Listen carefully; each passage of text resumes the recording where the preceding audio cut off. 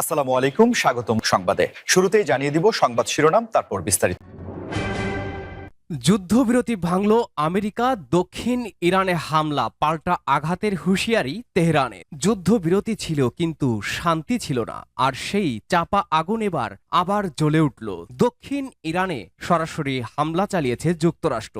আকাশে মার্কিন যুদ্ধ বিমান, মাটিতে বিস্ফোরণ, আর তার কয়েক ঘন্টার মধ্যেই তেহরানের ভয়ঙ্কর হুঁশিয়ারি, উপসাগরীয় অঞ্চলে যুক্তরাষ্ট্রের আর কোনো নিরাপদ আশ্রয় থাকবে না। মধ্যপ্রাচ্য আবার দাঁড়িয়ে গেছে যুদ্ধের কিনারায়, কারণ এবার শুধু হুমকি না। ইরান দাবি করেছে তারা মার্কিন MQ-9 রিপার ড্রোনও ভূপাতিত করেছে, অর্থাৎ যুদ্ধবিরতির নিচে যে আগুন চাপা ছিল সেটা এখন আবার বিস্ফোরিত হওয়ার অপেক্ষায়। ওয়াশিংটনের ভাষায় এটা ছিল প্রতিরোধমূলক অভিযান, কিন্তু তেহরানের চোখে এটা সরাসরি আগ্রাসন। যুক্তরাষ্ট্র দক্ষিণ ইরানের কয়েকটি কৌশলগত এলাকায় বিমান হামলা চালিয়েছে। টার্গেট করা হয়েছে ক্ষেপণাস্ত্র স্থাপনা, ড্রোন ঘাঁটি এবং সামরিক অবকাঠামো, মার্কিন সামরিক বাহিনীর দাবি। ইরানি বাহিনীর সম্ভাব্য হামলা ঠেকাতেই এই পদক্ষেপ, কিন্তু প্রশ্ন উঠছে, যদি যুদ্ধবিরতি চলছিল তাহলে আবার বোমা কেন?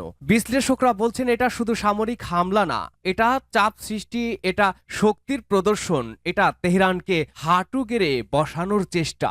খামেনির হুঁশিয়ারি, নিরাপদ থাকবে না কোনো মার্কিন ঘাঁটি। হামলার পরপরই আসে ইরানের সবচেয়ে কঠোর বার্তা। ইরানের সর্বোচ্চ নেতা হুঁশিয়ারি দিয়ে বলেছেন, উপসাগরীয় অঞ্চলে আমেরিকার আর কোনো নিরাপদ আশ্রয় থাকবে না। এই এক বাক্যেই কেঁপে উঠেছে পুরো অঞ্চল, কারণ মধ্যপ্রাচ্য ছড়িয়ে আছে অসংখ্য মার্কিন ঘাঁটি। কাতার, বাহরাইন, কুয়েত, সংযুক্ত আরব আমিরাত, সবখানে রয়েছে মার্কিন সেনা ও সামরিক স্থাপনা। আর ইরান এখন স্পষ্ট বুঝিয়ে দিচ্ছে, নতুন হামলা হলে যুদ্ধ শুধু ইরানেই সীমাবদ্ধ থাকবে না, আগুন ছড়িয়ে পড়বে পুরো উপসাগর জুড়েই। এর মাঝে ইরানের চমকপ্রদ খবর, সবচেয়ে নাটকীয় ঘটনা ঘটে আকাশে। তেহরান দাবি করেছে তারা মার্কিন MQ-9 রিপার ড্রোন ভূপাতিত করেছে। এই ড্রোন শুধু নজরদারির যন্ত্র নয়, এটা আমেরিকার অন্যতম ভয়ঙ্কর যুদ্ধ প্রযুক্তি।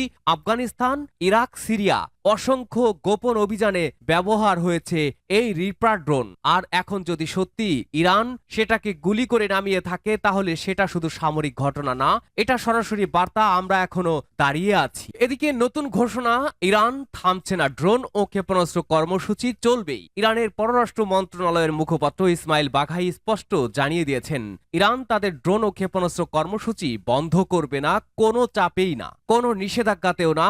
এই বক্তব্য ওয়াশিংটনের জন্য সবচেয়ে অস্বস্তিকর, কারণ বছরের পর বছর ধরে যুক্তরাষ্ট্র চেষ্টা করেছে ইরানের ক্ষেপণাস্ত্র শক্তি থামাতে, কিন্তু বাস্তবতা হলো প্রতিটি হামলার পর তেহরান যেন আরো দ্রুত নতুন অস্ত্র তৈরি করেছে, অর্থাৎ যুদ্ধ ইরানকে থামাচ্ছে না, বরং আরো আক্রমণাত্মক করে তুলছে। হরমুজ প্রণালী সবচেয়ে বড় আতঙ্কের নাম। এখন সবচেয়ে বড় ভয় একটাই, হরমুজ প্রণালী বিশ্বের সবচেয়ে গুরুত্বপূর্ণ জ্বালানি রুটগুলোর একটি, যেখানে প্রতিদিন কোটি কোটি ব্যারেল তেল চলাচল করে, আর এই রুটের পাশেই দাঁড়িয়ে আছে ইরান। বিশ্লেষকরা বলছেন, যদি সংঘাত আরেক ধাপ বাড়ে, তাহলে তেহরান হরমুজকে অস্ত্র হিসেবে ব্যবহার করতে পারে, আর তখন তেলের দাম আকাশে উঠবে, বিশ্ব অর্থনীতি কেঁপে উঠবে, শেয়ার বাজারে নেমে আসবে আতঙ্ক। অর্থাৎ এই যুদ্ধ শুধু মধ্যপ্রাচ্যের না, এটা পুরো বিশ্বের শ্বাসরোধ করে দিতে পারে। যুদ্ধবিরতি আছে, কিন্তু যুদ্ধ থামেনি। সবচেয়ে ভয়ঙ্কর বাস্তবতা হলো, কাগজে এখনো